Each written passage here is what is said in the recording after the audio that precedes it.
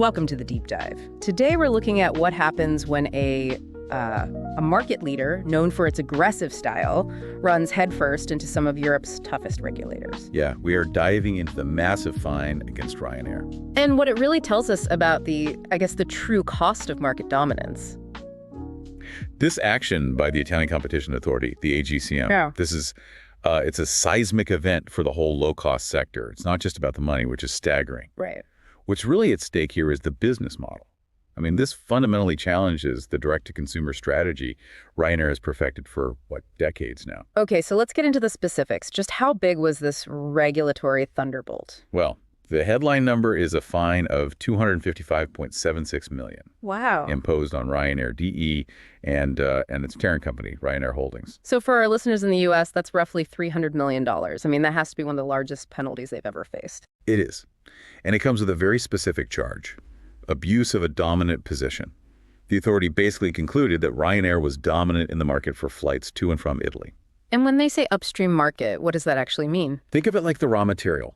The flight seats are the input that travel agencies, both online and traditional, need to build their products, package with hotels, cars, that kind of thing. So Ryanair controls the raw material. And if you control the seats, you control what your competitors, the travel agencies, can and can't do. Okay, so what were the numbers? What metrics did the AGCM use to say, yep, you're dominant? Well, the numbers are pretty hard to argue with, at least in Italy. Ryanair has a huge and growing market share there. We're talking 38 to 40% across all routes. That's significant. But it gets even more stark when you look at just the domestic Italian market.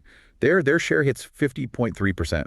50%, so half the market. Exactly. And the AGCM argued that level of control lets Ryanair act pretty much independently of, its competitors, its customers, everyone. And the timeline here is important too, right? This wasn't a one-off thing. Not at all. The conduct they looked at spanned from April 2023, and the investigation suggests it continued until at least April 2025. That's a full 2-year window of what they called aggressive market control. 2 years.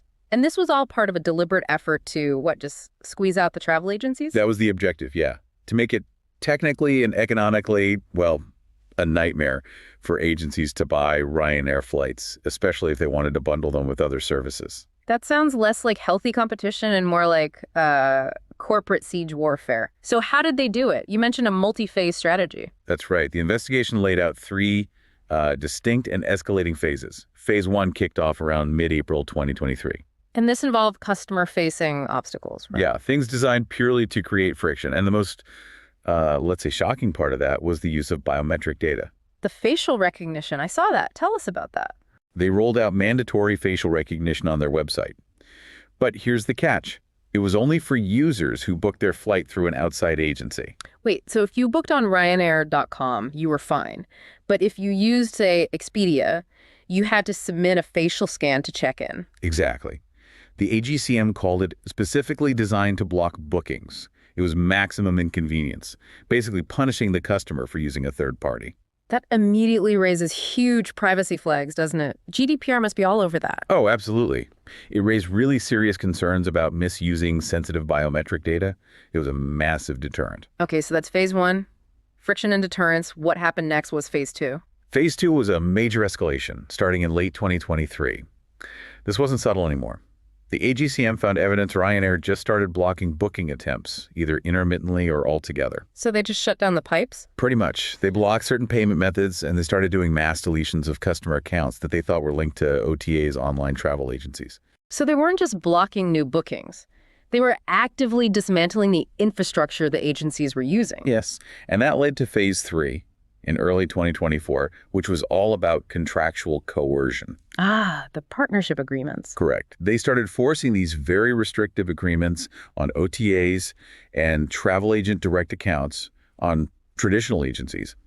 And the key clause was a ban on bundling. No more packages. None. You could sell the Ryanair flight, but not with a hotel, not with a car, nothing. And to make sure everyone signed on the dotted line, they launched this PR campaign. A very aggressive one. They started labeling any agency that didn't sign up as a pirate OTA. Publicly shaming them into compliance. It was a very effective 2-pronged attack, block them technically, and discredit them publicly. It really cemented the AGCM's case for abuse. Now, here's the real tension, because Ryanair has always defended this strategy as being pro-consumer.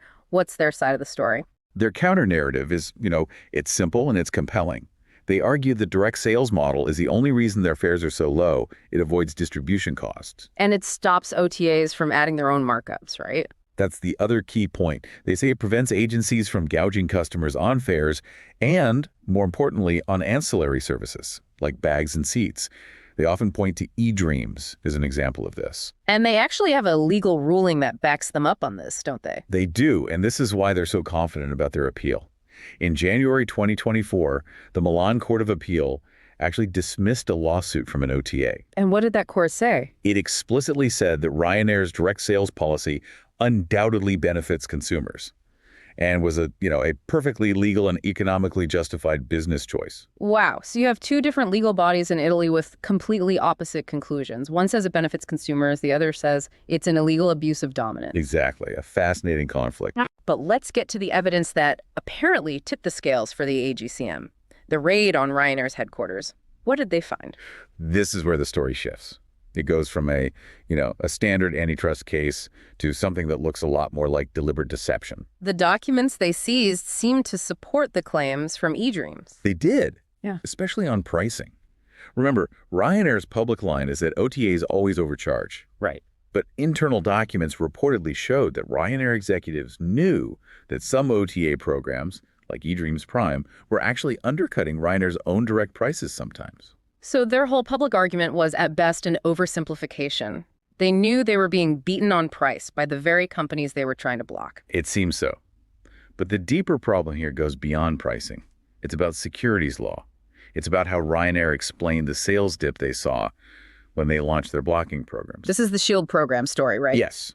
The investigation apparently found evidence that Ryanair leadership knowingly misled its own board and the financial markets. Well, when sales dropped in late 2023 and early 2024, they publicly blamed it on a fictitious external boycott by the OTAs. So they pointed the finger outwards. Precisely. When, according to the internal documents, the sales drop was a direct result of their own internal shield blocking program. They basically created the problem themselves and then blamed someone else for it. So they attributed self-inflicted damage to an external cause to manage market expectations. That moves into a whole different category of risk. It really does. I mean, you're now talking about potential violations of the EU market abuse regulation, MAR, and maybe even U.S. securities laws. Misleading your board and shareholders is a far more serious offense. Okay, so we've got the fine, the legal battles, the potential securities law issues. Let's look forward. What's the biggest long-term threat to Ryanair's business model if this ruling holds? It's the structural remedy. That's the existential threat. If the ruling stands, regulators could ultimately force them to create open booking systems, mandate open, non-discriminatory access through an API. Which would just destroy the foundation of their cost structure. Absolutely. Ryanair's whole advantage is built on total control over their distribution and ancillary revenue. An open API would let OTAs easily compare and bundle their flights, which would immediately eat into those high profit margins. So the fine is painful, but the structural remedy could be fatal to their model. And this is all happening as the EU is tightening the screws elsewhere, too. For sure. It's not just competition law. You have the new mandatory sustainable aviation fuel, or SAF, blending requirements coming in. Refuel you. Right. So Ryanair, the king of low operating costs, now has to deal with higher compliance costs on the environmental front and the competition front. It's a brutal squeeze. And just fighting this one case is expensive. They got an extra fine just for not cooperating, didn't they? They did. Another $1.34 million for failing to fully cooperate. They are fighting this on every possible front, even challenging the legality of the raids themselves. So this regulatory tightrope they're walking is just getting narrower and narrower. That's the perfect way to put it. Every aggressive move they make now has a multi-million euro regulatory risk attached. All right, before we wrap up, let's pivot. It's time for our This Is Not Financial Advice segment. Given everything we've talked about, the fine, the risk, the legal chaos, the consensus view has to be bearish, right? You'd think so. The immediate reaction is to sell RYAY. But what if we pitch something outrageous? I'm listening. We're going to bet on inertia, on the slow, grinding nature of the European legal system. The contrarian inertia bet. Okay, lay out the trade. The trade is Long Ryanair Holdings, RYAY. Long, okay. The thesis is that the market is overreacting to the structural remedy risk. The $255 million fine is big, but it's a one-time hit. It's a manageable, 1.8% of their revenue? We bet the fine gets slashed on appeal, maybe even halved. And what about the API threat, the Olten systems? That's the key. We bet that remedy gets tangled up in legal appeals for years. It will be delayed, watered down, and by the time it happens, Ryanair will have found a workaround. So the trade is a bet that Ryanair's ability to absorb costs and fight legal battles is being underestimated. Exactly. You're betting on regulatory friction, winning out over rapid regulatory change. It's a bet on management's proven ability to navigate these storms. A very compelling and definitely outrageous thought. Okay, that wraps up our deep dive. The core tension here is just so clear, isn't it? You have Ryanair's need for absolute control to make its low-cost model work. Versus the regulators' push for a level playing field. So here's the final thought for you to ponder. Is this massive fine going to be the thing that finally forces Ryanair to change its ideology? Or is this just the new cost of doing business when you're this dominant in Europe? And as always, please remember, this discussion is for informational purposes only. We are just analyzing the source material. We are not providing any investment or financial advice. We always encourage you to do your own research.